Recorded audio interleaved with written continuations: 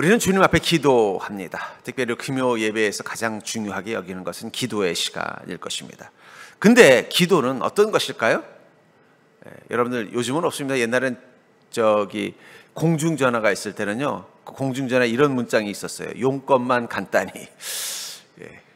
근데 어느 순간 우리도 기도를 용건 중심으로만 기도하죠. 그러다 보니까 기도가 짧아지는 거예요. 왜냐하면 용건만 간단히라는 게 뭘 얘기하는 거예요? 내가 하고 싶은 얘기를 그 전화기 넘어 있는 사람에게 이야기하는 게 목적이잖아요. 기도가 내가 하고 싶은 이야기를 하나님께만 이야기하는 게 전부라면 점점 용건이 간단해질 수밖에 없어요. 하나님, 저 요즘 직장이 어려운데 도와주세요. 하나님, 제가 요즘 몸이 안 좋은데 도와주세요. 하나님, 제가 요즘 사람들한테 상처받는데 도와주세요. 그러면 다 끝난 거 아니에요. 어쩌면 우리 시대 기도가 짧아지는 이유는 바로 그 용건만 간단히 앞에서 우리가 기도를 용건만을 주님께 말하는 게 목적이라고 생각하기 때문은 아닐까. 마태복음 6장 6절부터 7절에 보면 주님께서 기도에 대해서 이렇게 말씀하십니다. 너는 기도할 때 내 골방에 들어가 문을 닫고 은밀한 중에 계신 내 아버지께 기도하라. 은밀한 중에 보시는 내 아버지께서 갚으시리라. 또 기도할 때 이방인과 같이 중언부언하지 말라. 그들은 말을 많이 하여야 들으실 줄 생각하느니라. 여기 보면 중언부언하는 기도와 은밀한 중에 하는 기도를 분류하고 계십니다. 그러면서 어떤 기도를 하라고 말하고 있어요? 은밀한 중에 계신 하나님께 은밀한 기도를 하라. 그럼 중언부언하는 기도와 은밀한 기도의 차이가 뭘까요? 이 중언부언하는 기도의 특징을 뭐라고 말하고 있어요? 그들은 말을 많이 하여 들으실 줄 생각한다라고 말하고 있어요. 다시 말해서 주님께서 말씀하신 기도는 용건만 간단히 하는 게 아니라는 거예요. 여러분, 은밀한 중에 가서 하나님하고 얘기하려는데 용건만 간단히 하면 그 기도가 뭐 의미가 있겠어요? 그렇잖아요. 왜 주님과 은밀한 곳에서 1:1에 깊은 기도를 해야 돼요? 그것은 용건만 간단히 할 수 있는 게 아니기 때문이라는 거예요. 어쩌면 우리에게 기도가 뭘까요? 저는 기도의 능력이 언제 나타나느냐? 기도의 목적이 기도가 될 때 저는 하나님의 능력이 그 기도 가운데 임한다고 저는 믿습니다. 여러분들은 왜 기도하세요? 용건이 있어서 그런 거 아니에요? 고민이 있고 문제가 있고 도우심이 필요해서 기도하라는 거예요. 그렇기 때문에 정작 그 고민이 해결되고 문제가 해결되고 도우심을 경험하면요, 그 다음엔 할 기도가 없는 거예요. 근데 성경에 나오는 그리스도인들의 특징은 뭡니까? 그들은 기도가 멈춘 적이 없는 자들이라는 거예요. 그들은 할 말이 그렇게 많은 자들이었어요. 무슨 말이 그렇게 많았을까요? 그들은 기도의 목적이 기도인 사람들입니다. 그렇기 때문에 그들은 주님 앞에서 용건만 간단히 할 수 없는 자들이라는 거예요. 성경에 보면 기도의 능력이 임한 사람들의 특징은 그들의 기도는 기도 자체가 목적이 되었다는 거예요. 기도 자체가 목적이 되어 기도의 능력을 경험한 것입니다. 어쩌면 기도의 능력은 내 목적을 위해서 기도할 때 능력이 나타나는 게 아니라 기도 자체가 목적이 될 때부터 기도의 능력이 나타나는 것을 보게 됩니다. 오늘 본문의 히스기야는 죽을 병에 걸렸습니다. 그리고 하나님께서 그것을 이 이사야를 통해서 알려주셨어요. 그 순간 히스기야는 어떻게 했다고 말하고 있어요? 낯을 벽을 향하고 하나님께 통곡하면서 기도했더니 하나님이 들어주셨다는 거예요. 여러분, 이 제목을 들으면 어떤 생각이 들어요? 그럼 나도 히스기야처럼 벽을 보고 통곡만 하면 하나님이 병을 다 죽을 병도 낫게 해주시나? 그러면 기도했는데 병이 안 났은 그리스도인들은 하나님이 차별하신 겁니까? 히스기야는 이렇게 사랑하시고 왜 나는 기도해도 안 들어주시나? 저는 이 히스기야의 기도엔 뭔가 우리가 놓치고 있는 기도의 특징이 있다고 생각해요. 그 능력의 기도를 경험할 수 있는 믿음의 특징이 있다는 거예요. 저는 그것을 여러분들이 발견할 수 있는 믿음 되기를 주의 이름으로 간절히 축복합니다. 분명히 히스기야는 자신의 생명마저 연장받을 만큼 기도의 능력을 경험했다면 어떤 기도를 할 때, 어떻게 히스기야가 그 벽을 향해 낯을 벽으로 향하고 기도하였기에 하나님은 그 기도를 얼마나 빨리 들어주셨느냐, 이 얘기를 선포하고 이사야가 나가려고 성문 밖으로 나가려고 하는데 갑자기 하나님 음성이 들리는 거예요. 이사야야, 다시 히스기야에게 돌아가서 내가 그의 병을 다시 살려주겠다고 전해라. 아마 그 정도 시간이면 1시간도 안 됐을 거예요. 어떻게 그렇게 빨리 하나님의 응답을 경험할 수 있었을까요? 히스기야의 기도에는 어떤 특징이 있었냐는 것입니다. 생명 연장을 받은 히스기야 기도처럼 기도의 능력을 높이려면 우리는 어떤 기도를 해야 되는가? 전 그것을 통해서 여러분들이 알고 있는 그 기도, 그것이 아니라 하나님의 권능이 임하는, 여러분들의 생명까지도 지켜주는 그 하나님의 권능을 경험하는 기도를 경험하는 자가 될 수 있기를 주의 이름으로 축복합니다. 먼저 우리가 어떤 권능의 기도의 권능을 경험하려면요, 기도의 집중력을 높여야 돼요. 여러분, 기도의 집중력을 높이셔야 됩니다. 2절에 보니까 시스기야가 낯을 벽으로 향하고 여호와께 기도하여 이르되, 낯을 어디로 향했다고 말하고 있어요? 벽을 향했다. 얼마나 자기 인생에 대해서 두려움과 근심이 많았으면요, 그 벽을 향하고 이렇게 간절히 기도했다라는 것입니다. 우리가 인생에 절박함을 가지면 집중력이 생기죠. 예. 그래서 고난 때 기도하면 응답이 잘 되는 거예요. 왜냐하면 고난이 하나님의 응답을 받게 하는 이유가 아니라, 고난이 오면 사람이 어떻게 돼요? 집중력이 생기는 거예요. 집중. 예. 갑자기 하나님께 모든 마음, 평소 때는 주님께 집중을 못하다가 예배 시간에도 자꾸 딴 생각이 나고, 설교 시간에도 자꾸 딴 생각이 나고, 기도하라고 하면 자꾸 잠만 오고, 말씀 보라고 그러면 자꾸 글자는 안 보이고 피곤하고, 도저히 이게 하나님을 만날 수 없는 사람도 갑자기 죽게 생겼다고 말하면 그 순간 어떻게 돼요? 갑자기 기도에 집중력이 여러분, 공부도 집중을 해야 공부가 잘 되는 거예요. 제가 전에 고등학교 때 우리 반에 어떤 애가 있었는데, 걔는 진짜 열심히 공부하는 것 같아요. 근데 보면은 성적이 안 좋아요. 그렇죠. 얘는 저렇게 쉬는 시간에도 안 떠들고 저 책만 보고 있는데 왜 공부가 안 되나 봤더니, 눈은 책을 보고 있는데 머리는 딴 생각하고 있더라고요. 그런가 하면 어떤 친구는요, 집중력이 좋아요. 그 잠깐이라도 그냥 책에 막 집중을 하면 벌써 공부가 다른 거예요. 여러분, 세상 지식도 집중력이 좌우한다면 기도도 마찬가지예요.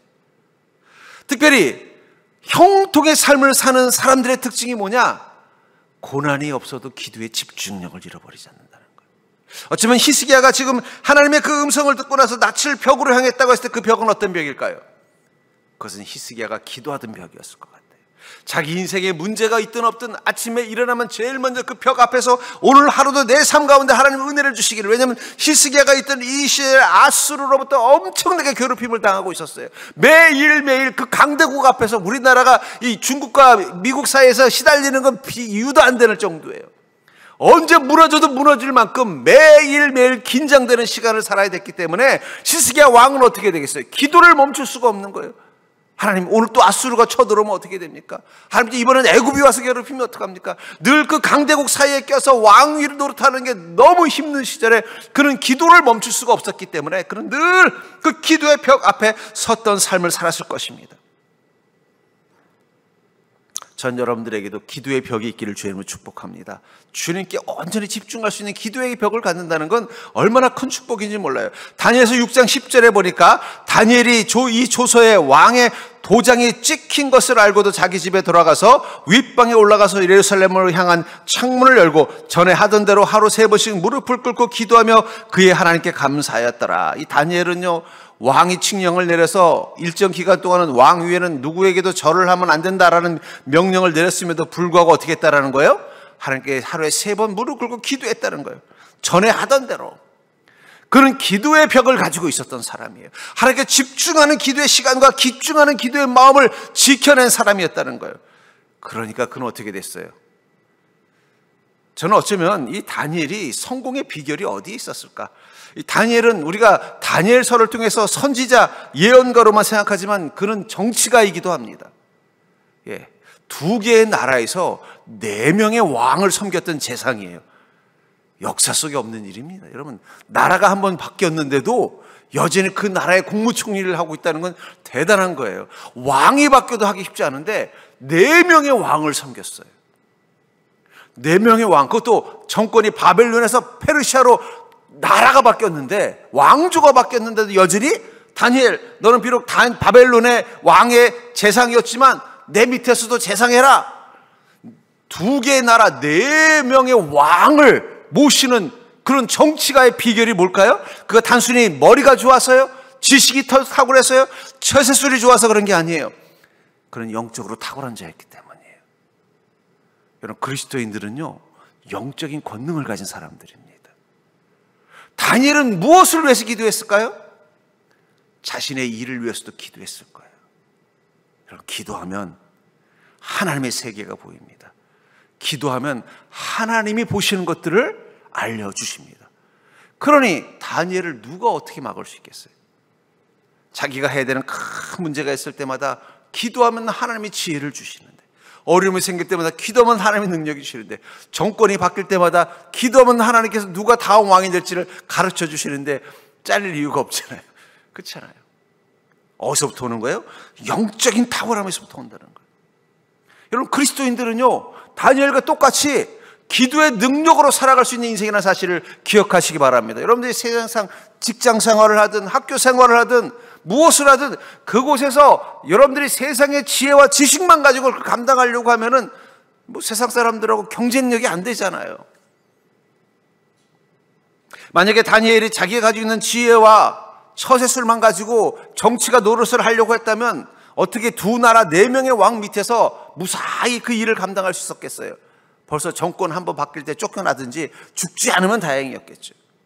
아무리 그가 탁월하다도 그의 지혜와 능력 가지고는 한계가 있는 거예요. 근데 하나님은 그에게 무엇을 주셨어요? 환상을 볼 수 있는 능력, 기도를 해석할 수 있는 능력, 영적인 능력을 주셨잖아요. 그 능력이 있으니까 정권이 바뀌어도 저 다니엘은 내가 보니까 영적인 능력이 있다. 그 사람 내 옆에 둬라.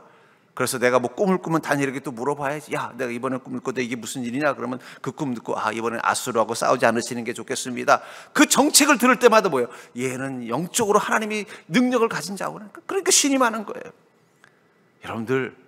여러분들의 인생, 특별히 우리 오늘 여기 청년들이 왔으니까 여러분들의 인생을 기도로 승부하는 수 있는 자가 되시기를 주의 이름으로 간절히 축원합니다. 기도는 능력입니다, 여러분들.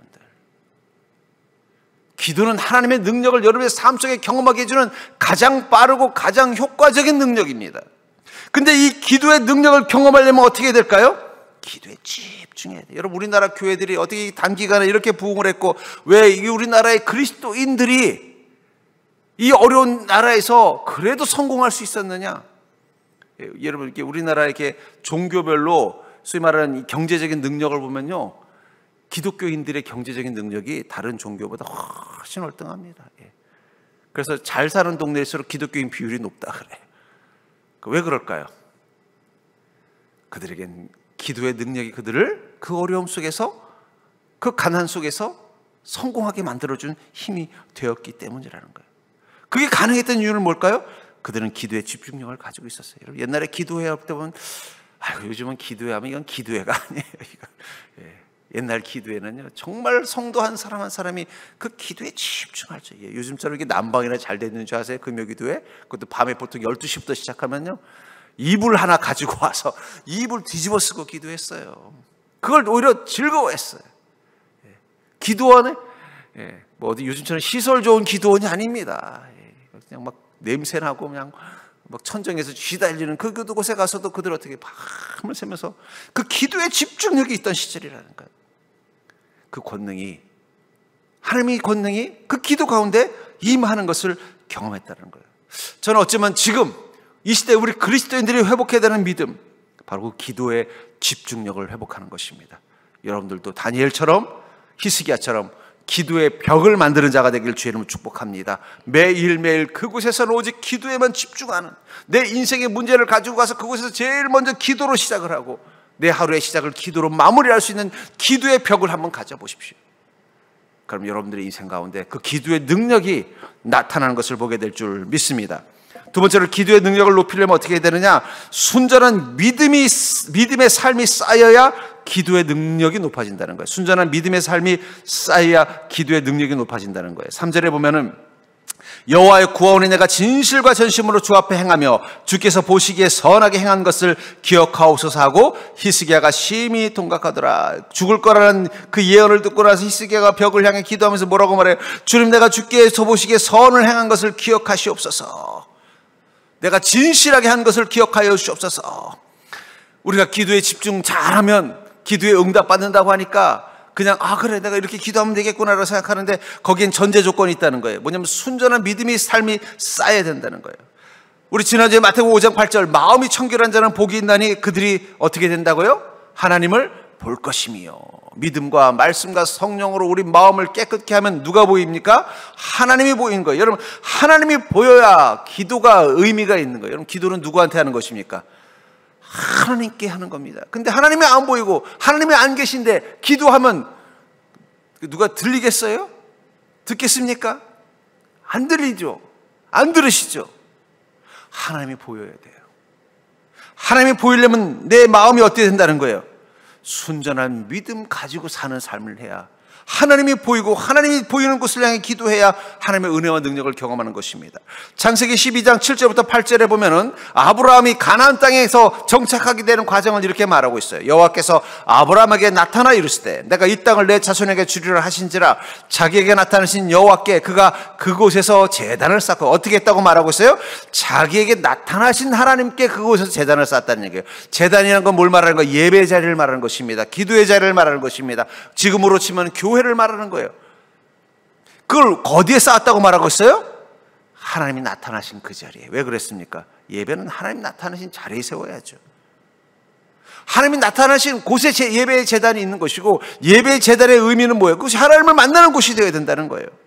또 거기서 베델 동쪽 산으로 옮겨 장막을 치니 서쪽은 베델이요 동쪽은 아이라. 그가 그곳에서 여호와께 제단을 쌓고 여호와 이름을 부르더니.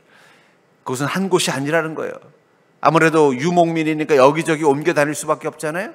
그럼 가는 곳마다 무엇을 만들었다는 거예요? 제단을 쌓았다는 거예요. 하나님을 만날 수 있는 곳, 하나님을 발견할 수 있는 곳, 하나님과 함께 할 수 있는 곳을 만들었다는 것입니다. 그리고 여호와 이름을 부르더라 라는 말은 뭐예요? 주님의 이름을 부르면서 사는 믿음의 삶을 살았다라고 말하고 있는 거예요. 왜 하나님께서는 아브라함에게 축복을 주셨느냐? 아브라함은 어디에 있든 주님을 만날 수 있는 자리에 있었다라는 거예요. 그가 있는 곳에 하나님이 함께 계셨다는 것입니다. 하나님이 함께 계시니까 어떻게 돼요? 기도하면 들어주시는 거예요.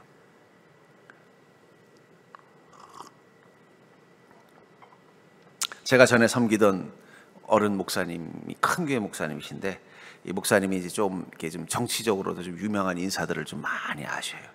그러다 보니까 어떤 문제가 있느냐, 가끔씩 성도들 중에 자꾸 청탁을 하는 거예요. 뭐 국회의원을 좀 어떻게 좀 소개해달라 그러고, 뭐 정치가를 좀 소개해달라 그러고, 무슨 언론인을 소개해달라고. 이게 너무 부담스러우신 거예요. 왜냐면 자기는 목사지 무슨 비즈니스 하는 사람이 아니잖아요. 그리고 또 성도라고 이렇게 잘못 소개해줬다가 어떻게 돼요? 그분하고 하면 그분 신앙 잃어버리잖아요. 그러니까 그런 내색이 보이면요 자꾸 피해 다니셔요. 예. 그럼 이제 가끔 비서실에 이제 전화해서 혹시 목사님 계세요? 그러면 목사님이 야, 나 빨리 갈 테니까 한 번 늦게 오셨다고 해라. 그러고는 피하는 걸 보면서 왜 저렇게 하시나 하다 생각하다가 문득 그 생각이 들더라고요. 만나면 어떻게 되겠어요? 성도가 와서 나 지금 어려운데 이 문제 해결해 주려면 내가 사는 동네에 그 국회의원이 좀 도와줘야 됩니다. 이러면 담임 목사님 입장에서 마음이 어떻겠어요? 마음이 아프니까 어떻게 되겠어요?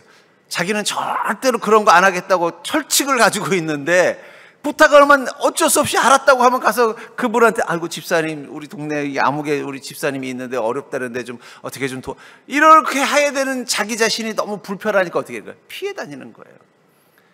여러분, 하나님이 여러분들 피해 다니면 여러분들이 아무리 기도해도 하나님이 들어주실까요? 안 들어주실까요? 안 들어주시죠.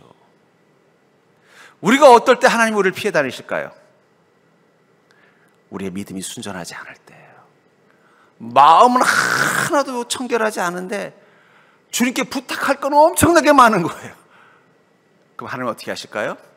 와서 하나님 나 좀 살려주세요 하면 거절을 못 하겠고, 그러니까 우리만 나타나면 피해 다니실지도 몰라요. 근데 내 마음이 청결하면 어떻게 될까요? 내가 말씀과 믿음 안에서 순전한 삶을 이 아브라함처럼 살아가면은요, 여기 히스기야가 자신을 어떤 존재라고 말하고 있냐면은 주님 내가 주님 앞에 순전했던 것을 기억해 달라고 말하지 않습니까? 열왕기하 18장 5절부터 7절에 보니 히스기야를 이렇게 설명하고 있어요. 히스기야가 이스라엘 하나님 여호와를 의지하였는데 그의 전후 유다 여러 왕 중에 그러한 자가 없었으니 곧 그가 여호와께 연합하여 그에게서 떠나지 아니하고 여호와께서 모세에게 명령하신 계명을 지켰더라. 여호와께서 그와 함께 하심에 그가 어디로 가든지 형통하였더라. 하나님께서 히스기야를 누구라고 말하고 있어요? 하나님을 의지하는데 전후에 그런 왕이 없었다라는 거예요. 다윗 이후에. 그래서 어떻게 했다는 거예요? 하나님이 그와 함께 하심에 그가 어디로 가든지 형통하. 여러분, 형통은 어떨 때 임한다고요? 하나님이 그와 함께 하심에. 여러분들 기도가 응답이 되려면 하나님이 옆에 계실 때 기도해야 돼요. 하나님이 없는데 기도해봤자 그게 무슨 의미가 있어요? 근데 하나님은 누구와 함께 하신다고 말하고 있어요? 여호와를 의지하였는데 그의 전후 유다 여러 왕 중에 그러한 자가 없었으니 곧 그가 여호와께 연합하여 그에게서 떠나지 아니하고 여호와께서 모세에게 명령하신 계명을 지켰더라. 믿음으로 순전한 삶을 살았기 때문에 하나님이 히스기야 곁을 떠나지 않은 것입니다. 히스기야 곁을 떠나지 않으니까 히스기야 기도하면 하나님 어떻게 되시겠어요? 당연히 들어주시죠. 평소 때 말 지지리도 안 듣는 성도도 하나님께 와서 막 목숨 걸고 살려달라고 하면 하나님 마음이 약해서 들어주시는데, 평소에 하는 짓이 너무 이쁜 히스기야가 아이고 하나님 저 더 살아야 돼요 말하는데 그 하나님 어떻게 거절하시겠어요? 당연히 그의 삶 가운데 무엇을 허락해요? 형통을 허락한다는 거예요. 순전한 믿음의 삶이 기도의 능력의 전제 조건이라는 거예요. 여러분들, 이 베드로와 요한이 이 안진뱅이를 일으킬 때 이렇게 말하지 않습니까? 은과 금은 내게 없거니와 내게 있는 이것을 내게 주노니 나사렛 예수 그리스도의 이름으로 일어나 걸어라. 어떻게 베드로와 요한이 그 안진뱅이를 단번에 이렇게 세울 수 있었을까요? 성령님의 능력이 어떻게 그를 통해 그렇게 강력하게 나타날 수 있었을까요? 은과 금이 없어서 그랬을까요? 아닙니다. 그들은 오직 나사렛 예수 그리스도의 이름 하나만 붙잡고 살았기 때문에 그런 거예요. 내 인생에는 은과 금 필요 없습니다. 나는 오직 주님의 이름 한 분만 있으면 됩니다. 주님만 있으면 됩니다. 그 마음 가지고 살았기 때문에 어느 날 안진뱅이를 보니까 하나님의 그 긍휼하심이 그 베드로의 마음 가운데 임한 거예요. 임해서 어떻게 돼요? 이 사람을 이렇게 세우고야 되겠다는 마음이 생긴 거예요. 그래서 뭐라고 선포하는 거예요? 나에게는 은과 금 없대. 난 오직 주님 바라보면서 나가는 인생이라는 거예요. 주님, 이 사람 불쌍합니다. 이 사람 간세롭습니다. 주님께서 그를 살려주시옵소서. 이렇게 세워주시옵소서. 하나님의 권능이 임하는 것입니다. 전 여러분들의 마음 가운데 이 고백이 읽고 합니다. 절대로 은과 금은 내게 없어도 나에게는 오직 예수 그리스도의 이름뿐입니다. 믿음의 삶이 뭐예요? 난 예수뿐이 없습니다라고 고백하는 게 믿음의 삶입니다. 무엇을 하든 어디든 나는 주님밖에 없습니다. 내가 의지할 것은 주님밖에 없습니다. 내가 바라볼 것은 주님밖에 없습니다. 내가 구할 것은 주님밖에 없습니다. 이 선포하면서 하루하루 살아가면요, 은과 금 없어도 우리 인생을 이렇게 세울 수 있습니다. 그게 바로 기도의 능력이라는 거예요. 성실한 예배의 섬김과 함께 그 마음의 그 청결함의 성실함을 가지고 나아가면 하나님은 언제든 여러분들을 만나 주실 것입니다. 만나 주시면 기도의 부탁은 쉬운 거예요. 만나는 게 어렵지, 만나서 부탁하면 하나님께서 거절하실 이유가 없는 거예요. 하나님은 우리를 얼마나 사랑하시는데. 그러므로 사랑하는 성도님들, 순전한 믿음을 통해서 언제든 주님을 만날 수 있는 그런 삶의 자리를 가지고 있는 인생이 될 수 있기를 주의 이름으로 축복합니다. 결국은 하나님의 놀라운 응답을 통해 형통을 산 사람들의 특징은 뭐냐? 늘 주님을 만날 준비가 되어 있는, 주님이 만나고 싶어하는 인생이었기 때문에 그 큰 권능이 임했다라는 것입니다. 세 번째로 기도의 능력을 높이려면 어떻게 해야 되느냐? 바로 하나님의 응답을 기다리는 기도를 해야 된다는 거예요. 하나님의 응답을 기다리는 기도를 할 때 우린 기도의 능력을 경험한다고 말하고 있습니다. 4절과 5절에 보니까 이사야가 성읍 가운데까지도 이르기 전에 여호와의 말씀이 그에게 임하여 이르시되 너는 돌아가서 내 백성 주권자 히스기야에게 이르기를 왕의 조상 다윗의 하나님 여호와의 말씀이 내가 내 기도를 들었고 내 눈물을 보았노라. 내가 너를 낫게 하리니 내가 3일 만에 여호와의 성전에 올라가겠고. 하나님께서 이 히스기야가 눈물로 기도하는 것을 들으시고는 어떻게 돼요? 내가 들었다. 너의 눈물을 보았다. 내가 너를 낫게 할 거다. 그 말을 전하러 가라고 말하는 것입니다. 그리고 3일 만에 여호와의 성전에 올라가겠고 3일 후에 어떻게 됐다는 거예요? 죽을 줄 알았던 그 병이 깨끗이 치유됐다는 것입니다.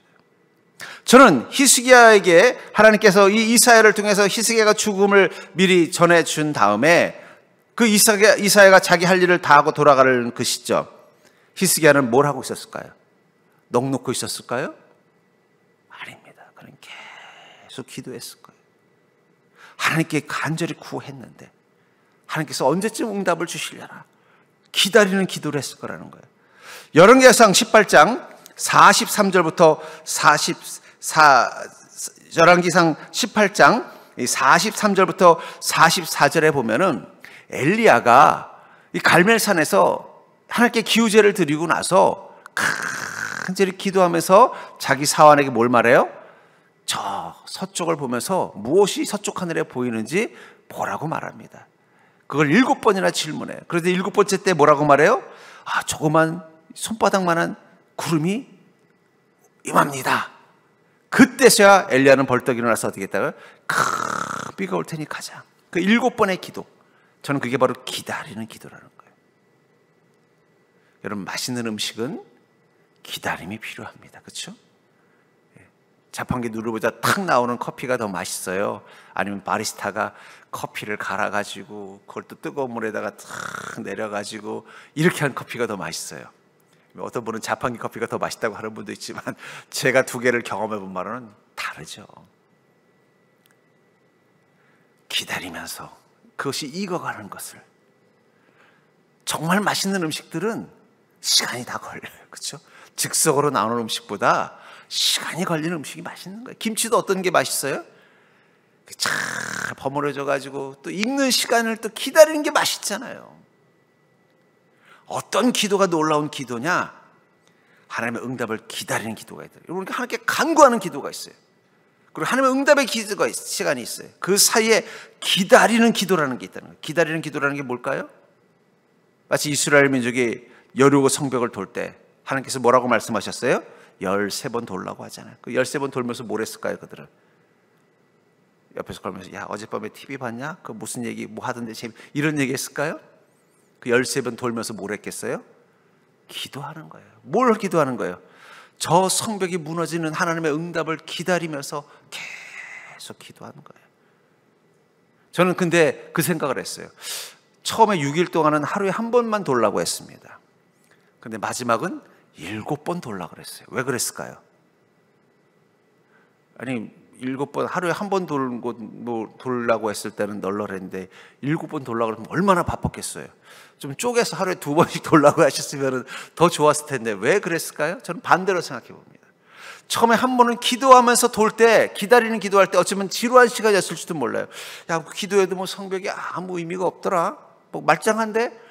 뭐 이걸 왜 하는 거야? 몰라. 뭐 여호수아를 통해 하나님 말씀하셨다니까 믿어야지, 순종해야지. 다음 날로 또 돌면서 한 바퀴 돌면서 기도를 했을 거예요. 하나님, 이 성벽이 무너지게 해주옵소서. 한 바퀴 돌았는데도 어떻게 됐어요?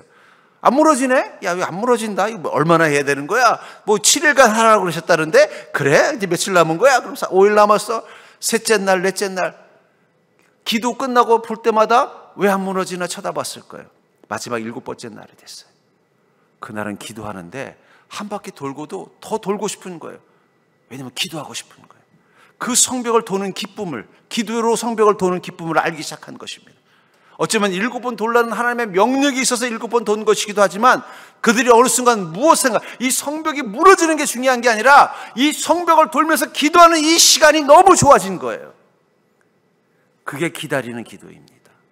우리가 주님께 문제를 가지고 간절히 기도할 때마다 하나님이 자판기에서 물건 나오듯이 쫙쫙 주시면은 기도의 재미를 몰라요. 근데 응답을 안 하시는 거예요. 그래서 내 마음에 소망이 있어요. 하나님이 반드시 내 기도를 들어주실 거라는 거. 믿음의 확신이 있어요. 하나님께서 내가 기도하면 반드시 들어줄 거라고. 그리고 내 안에 기대가 있어요. 이 기도를 통해 주님의 응답을 받고 싶은 기대가 있어요. 그래서 어떻게 해야 돼요? 계속 기도하는 거예요. 7번을 기도한 엘리야처럼 13번을 그 성벽을 두며 기도했던 이스라엘 민족처럼. 그러다 어느 순간 언제쯤 들어주시나가 중요한 게 아니라 기도하고 있는 이 시간이 나에게 너무 좋은 거예요. 우리 찬양에도 그런 찬양 있잖아요. 기도하는 이 시간 주께 무릎 꿇고. 어느 순간 내가 주님께 뭘 간구했는지도 중요한 게 아닌 거예요. 그냥 기도 속에 있는 이 시간이 너무 행복한 거예요. 여전히 내 인생의 파도는 치고 있고 내 인생의 문제는 해결되지 않았고 하나님의 응답은 아직도 전혀 사인도 보이지 않지만 그곳에서 기도하는 거, 이 문제 가지고 기도하고 있는 이 내 모습이 너무 행복하고 이 기도하는 이 시간이 너무 기뻐지는 은혜, 그게 바로 기다리는 기도입니다. 정말 요리를 사랑하는 사람은 음식을 숙성시키는 그 시간을 지겨워하지 않아요. 야, 이게 빨리 잘 돼야지. 그걸 보고 즐기는 거예요. 제가 뭐 어떻게 그런 프로를 본 적이 있어요. 무슨 치즈를 담그고 뭐 이런 된장을 담그는 분들 보니까 그 항아리에 된장을 해놓고 숙성이 됐잖아요. 열어보고 달고 기다리고 있는데 그 기다림에 설렘이 있는 거예요. 언제쯤 이게 다 익어서 이제는 그걸 장을 가져다가 맛있는 요리를 만드는가. 그분에게 그 기다림이 뭐예요? 지루하고 힘든 시간이 아니라 자신의 요리의 그 기쁨의 한 부분이라는 거예요. 여러분, 기다리는 기도의 기쁨을 할 때 그때부터 기도의 세계가 달라지는 거예요. 처음에는 내 인생의 문제 때문에 기도합니다. 하나님, 이것 좀 해결해 주세요. 이거 해결해 줘야만 기도가 제대로 된 것처럼 느껴져요. 근데 어느 순간 하나님의 그 문제를 해결해 주시든 해결해 주시지 않든 이미 기도하는 순간 이 기도가 내 인생의 더 큰 기쁨이라는 사실을 알게 되는 것입니다. 그래서 기도를 멈출 수가 없는 거예요. 그 기도가 너무 좋은 거예요. 오히려 기도하기 위해서 기도의 제목을 찾아다니는 거예요. 내 안에서는 기도 제목을 못 찾으니까 이제 가족들한테 물어봐요. 뭐 기도할 거 있어? 주변 사람들한테 기도할 거 있는지 찾아봐요. 없으면 TV 보면서 기도하는 거예요. 아이고, 저 소말리아 전쟁 났다는데 하나님 이 소말리아를 살려주시옵소서. 막 간절히 막 기도하는 거예요. 기도가 좋은 거예요. 기도가 좋아지면 마치 김치가 익는 것처럼 하나님의 권능이 있기 시작하는 것입니다.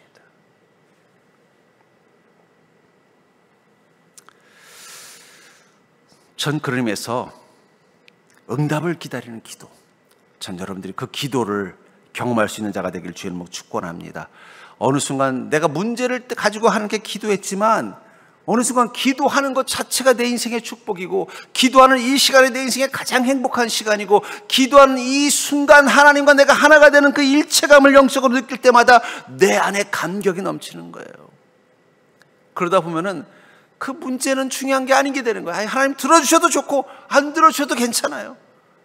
저는 그것 때문에 기도할 수 있어서 감사합니다. 저는 그것 때문에 더 하나님 찾을 수 있어서 내 인생이 복되다고 생각합니다. 그 마음 가지고 주님 앞에 무릎 꿇고 기도하는데 하나님께서 어떻게 모른 척 하시겠어요? 이뻐 죽겠는데, 그렇잖아요? 제가 얘기 드렸잖아요. 선물 받는 제일 좋은 비결이 뭐라 그랬어요? 첫째하고 둘째 꼬마아이가 있는데 둘째가 자꾸 맛있는 사탕이 먹고 싶은 거예요. 첫째도 먹고 싶어요. 근데 어떻게 하는지 아세요? 첫째는 가서 엄마 아니면 할아버지, 제가 사탕 먹고 싶다 그래. 나는 안 사줘도 되는데 제 사탕 사줬으면 좋겠어. 그러면은 할아버지가 하나만 살까요? 두 개를 살까요? 두 개 삽니다. 이쁘잖아요. 자기는 안 줘도 된대잖아요. 똑같은 거 사줄까요? 큰애한테는 더 좋은 거 사주게 돼 있다는 거예요. 여러분, 하나님 제 기도 응답 안 해주셔도 돼요. 저는 이것 때문에 기도할 수 있어서 행복해요. 하나님 제 기도의 응답 늦게 해주셔도 돼요. 그렇다면 저는 더 주님 찾을 수 있어서 행복해요. 그러면요, 하나님께서 하나 주려는 거 두 개 주시는 거예요. 그게 기도의 응답의 능력이라는 거예요. 성경에서 그 기도의 능력을 경험한 사람들의 특징은 기다리는 기도를 사모하는 자들이라는 거예요.